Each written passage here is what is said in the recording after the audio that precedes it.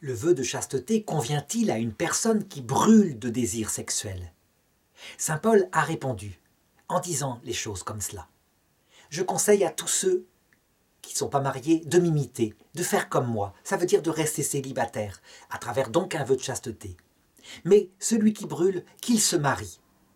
Il faut le reconnaître. Quand la sexualité n'est pas contrôlable, parce qu'elle est extrêmement forte, et je dirais tellement forte qu'elle n'est pas non plus contrôlée dans la pensée. Ça veut dire que la personne ne voit pas l'intérêt de garder la chasteté. On voit des prêtres comme ça qui, véritablement, sont dans la séduction par rapport aux femmes. Et on voit aussi des personnes qui passent à l'acte, ça veut dire qui vont séduire en vue d'obtenir des faveurs sexuelles. Une personne comme ça n'est pas faite pour le vœu de chasteté, c'est évident. Elle est en train de faire un scandale dans l'Église, un scandale grave avec des conséquences qui vont avoir des répercussions chez les fidèles quand ça va se savoir. Il faut avoir l'honnêteté quand on brûle comme ça. Et je ne parle pas par contre de brûler par des simples désirs cachés qu'on combat, qu'on arrive à combattre et dont on se confesse. Mais quand on brûle en passant à l'acte, qui commence d'ailleurs par le regard lubrique et appuyé, il faut avoir le courage de demander à être relevé de son vœu de chasteté. C'est une question de droiture, d'honnêteté, de défense de l'Église aussi. Attention, je ne veux pas dire par là que dans le mariage, la femme sera une sorte de remède à la concupiscence.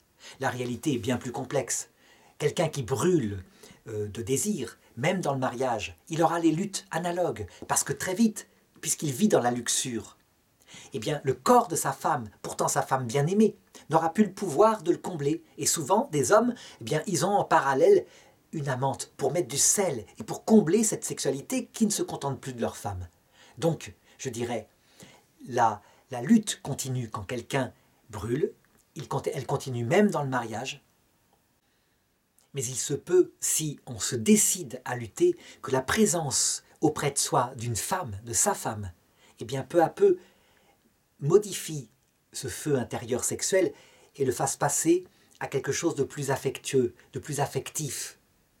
C'est le rôle un petit peu de maturation qu'ont les femmes, qui peu à peu, lorsque les hommes les écoutent, arrivent à expliquer aux hommes la valeur d'une sexualité différente, d'une sexualité plus liée à l'amour.